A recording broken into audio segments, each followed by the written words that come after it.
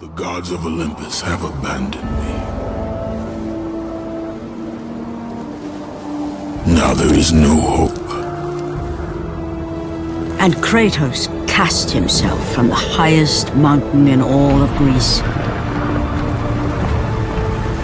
After 10 years of suffering, 10 years of endless nightmares, it would finally come to an end. Death would be his escape from madness.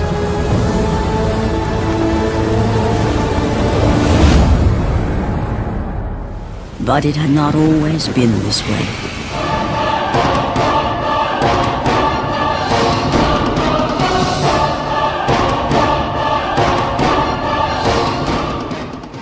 God of War takes inspiration from both Devil May Cry and Onimusha, like a lot of third-person action games these days do, but it does more than that. It combines the best aspects of those titles into a surprisingly unique sword and sorcery motif. The point of the game is that you kill lots and lots of things, and you do it in a way that's extremely fun. Typically when we have a fantasy game, we get the Tolkien-esque Dungeons and Dragons themed, goblins and orcs, but the way Sony Santa Monica spun ancient Greek mythology into this dark and twisted universe creates a game that's both familiar and unique. Similarly, the gameplay is also familiar and unique. It uses a combination system that a lot of people will be able to come to grips with fairly quickly, since it's simply a couple of buttons and a few modifiers, but it's also deep enough and dynamic enough that a lot of people will need, several days of good playtime to truly master it and expand their technique.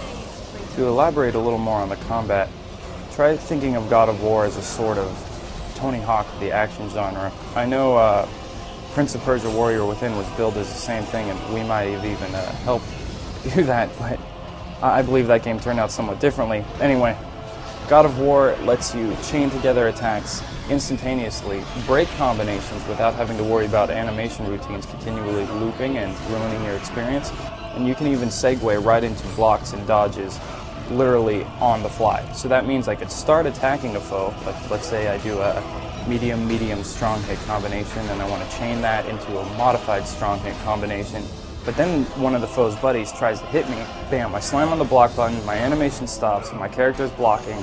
That's it, no fuss, no muss, total responsiveness. Now, by combining the combat system that's pretty in-depth and cool with these unique and monstrous characters that we already are familiar with, like centaurs and minotaurs and harpies, Sony Santa Monica managed to create a very cohesive, exciting experience. Thankfully, the pacing of the title never lets up, so from beginning to end, you're always engaged in the action.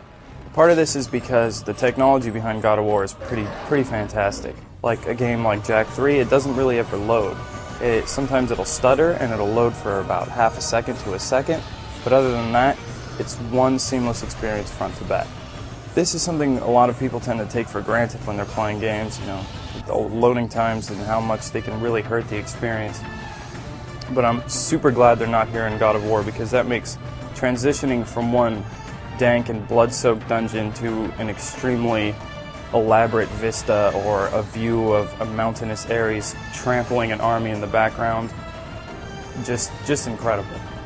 So we have this seamless generation of a fantastic world, this character who is capable of fighting in a variety of different ways very, very quickly, and we have a universe that we can relate to but also appreciate as being original. How do you make that even better? Technically, you make graphics that are just astounding. Orally, you have music that's some of the best out there. The orchestral stuff is great, it's very fitting. It could even be applied to a AAA film. You take sound effects that are just superb, and then you fill it with voice acting that's very, very well done. Even though Kratos himself is sometimes a little overblown with his Ares and all of his other gruff. So what then is really wrong with God of War? If there is anything wrong with it? Some users are going to find that the game on its standard difficulty setting is a bit too easy. And in fact, the only times it gets hard are when a lot of kind of superficial platforming challenges are thrown in, and these are somewhat underdeveloped to seem like quick additions to expand the scope of the game. Other people will find that there really aren't as many boss encounters as there could have been, especially since the boss encounters that are there are just amazing. We would have liked to see a few more. Now, we'd want more simply because the ones that are there are really cool. They each involve, classic pattern-based gameplay. They focus on the strengths of the combat system, and they even highlight the game's minigame emphasis. And finally, there are some very minor presentational issues. For instance, sometimes the developers like to beat you over the head with these text prompts, that say something like, Kratos has found handle. Handle goes into place that holds handle. Kratos should put handle into place and pull the f***ing handle. It's a little unnecessary. If they were going to kick us in the balls with stuff like that, it would have been nice if they cushioned the blow and, at least had a visual cue, so when Kratos was going to pick up the handle, and you just heard and saw Kratos do something like, ooh, here's a handle, I can use it. Instead, we get the big drawn-out text prompt, and that's a pretty cheesy thing. If you can get past those minor presentational issues and don't have a problem with setting God of War on hard, you're going to find an experience that's really going to appeal to a lot of people, assuming they're over the age of 18.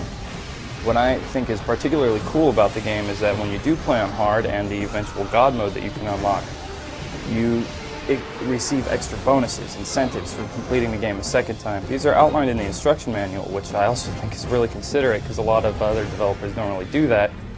And these incentives and bonuses include actual extra content, extra levels, new character designs, chunks of the story that you're not made privy to throughout the single-player game. And this gives the player a real reason to go through a second time on the harder difficulty settings and enjoy the game again. For the reason that we can't accurately explain how good this game is in such a short window, you should be buying this game. That sounds a little funny, but it's true. God of War offers a lot, and it's just not fair to slam it all into 5 minutes of quick time. So do yourself a favor, do us a favor, do Gaming General a favor. Go out there, buy it, be happy. Put it on God mode if you want a little more difficulty, and just enjoy what great art design, great storytelling, and fantastic gameplay can make.